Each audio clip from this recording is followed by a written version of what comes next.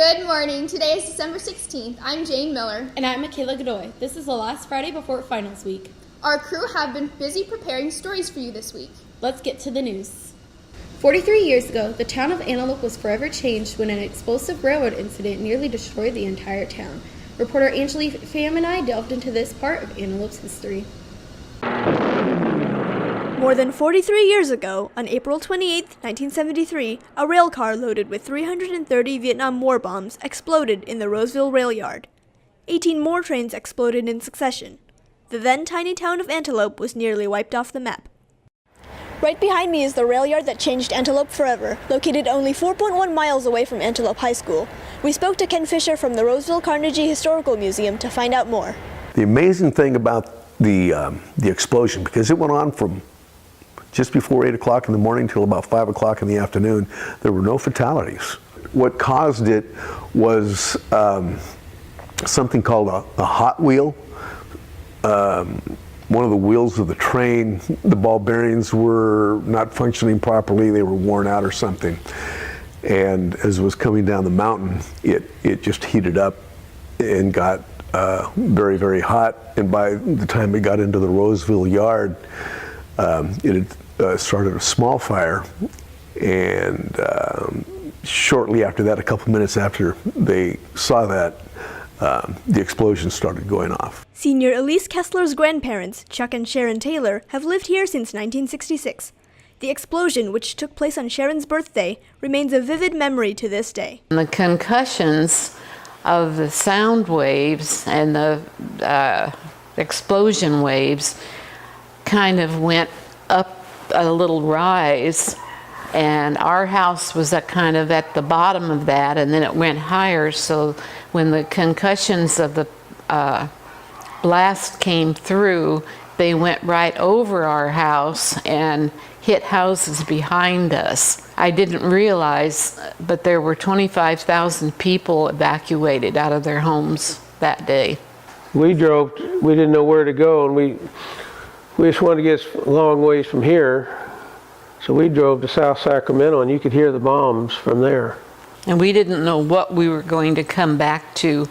They suggested that when we left windows open, doors unlocked, so explosion waves could go through the house and not stop and blow things up. But the harrowing experience wasn't over yet. In 1997, 8 more unexploded bombs were discovered buried underneath the Union Pacific rail yard. An emergency detonation was scheduled, and nearby residents evacuated again. Peter LeBlanc recalls the day the ground shook and the experience he took away from it.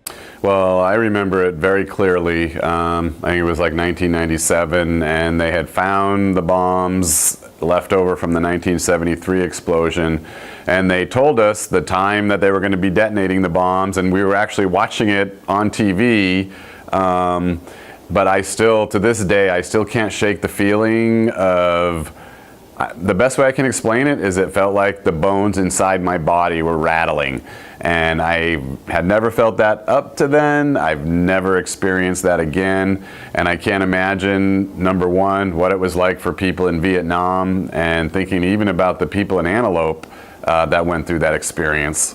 Today, the Roseville rail yard remains one of the largest and most crucial rail yards in the West Coast. Little evidence of the 1973 accident remains, although it's an event that Roseville and Antelope will never forget. Antelope Pham, Titan TV News.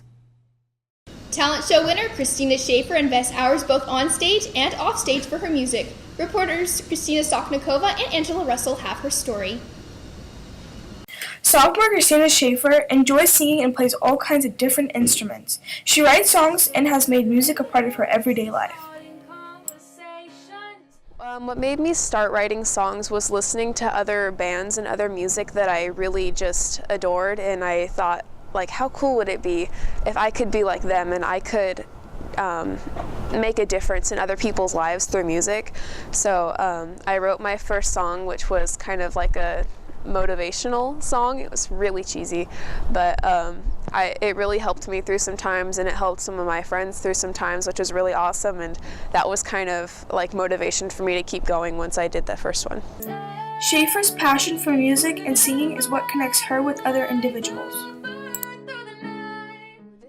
Yeah, I have overcome so many stage nerves. I've had a lot of performances that I'm really proud of how they ended out, and I've overcome school, which is a big one. I've managed to balance music and school, which I am really proud of, and it was tough, but I did it.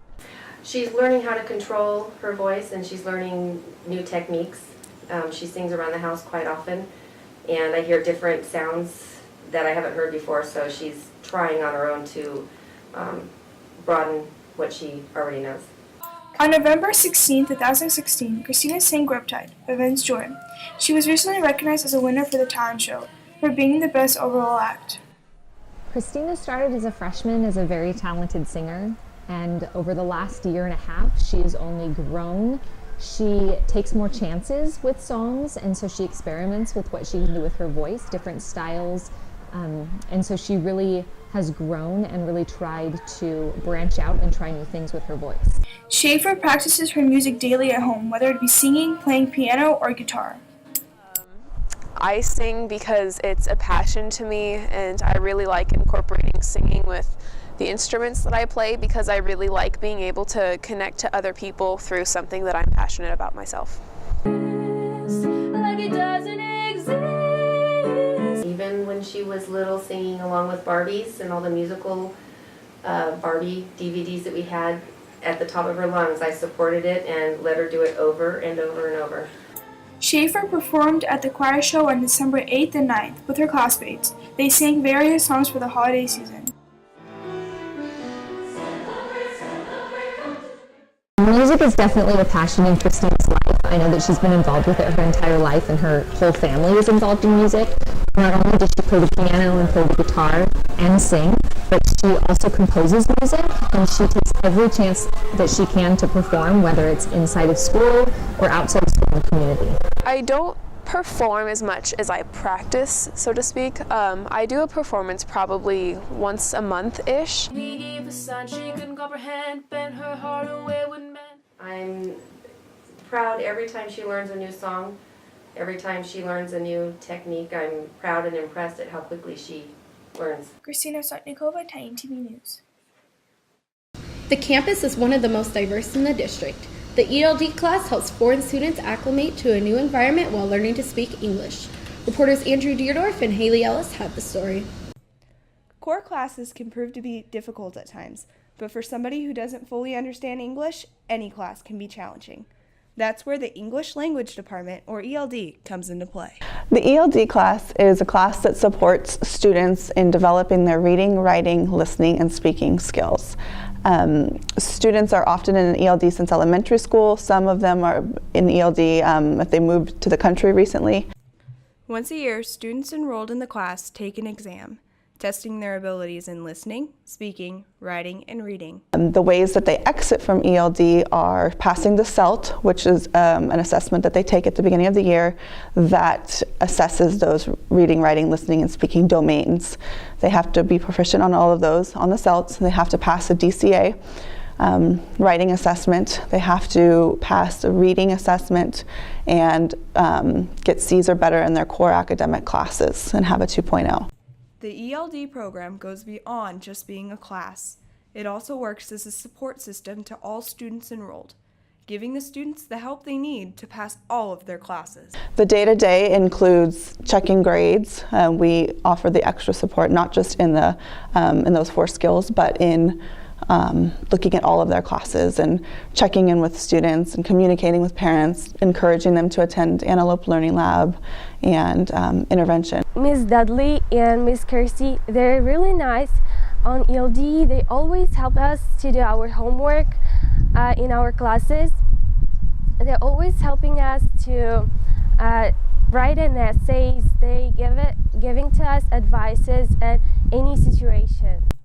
Not only can academics prove to be a challenge, but simply communicating with others around campus is difficult.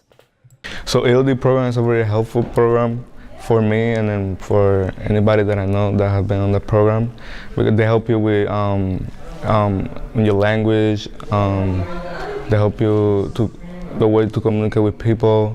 When I came to the class, everyone was like watching at me. I was so scared, and then I met a lot of like new friends. It was so sweet. They all helped me with my homework, with assignments. Though communication remains difficult, they can always find a home in the ELD program and here at Antelope High School. Haley Ellis, Titan TV News. That's all the news we have for this week. Next week is finals week. We'll have a short holiday show for you to enjoy before tests. Have a great Friday, Titans. And an even better weekend. Shout out to Kaylee and Victoria, my best friends. Thank you for always being there for me and being the best support system I could ever ask for. Shout out to all those prideful Titans out there that go to all the games and go to the red zones and everything, you know, just shout out. I would like to shout out my besties, Eliane, Gwen, Ty, and Lauren. Love you guys. And Shannon. This is shout out to Mr. Winters because he's the best drama teacher ever. Thank you. And shout out to all the football players, football team. We had a great season, 12-1. And you know what? We're going to come back better next year. So shout out to all the football players.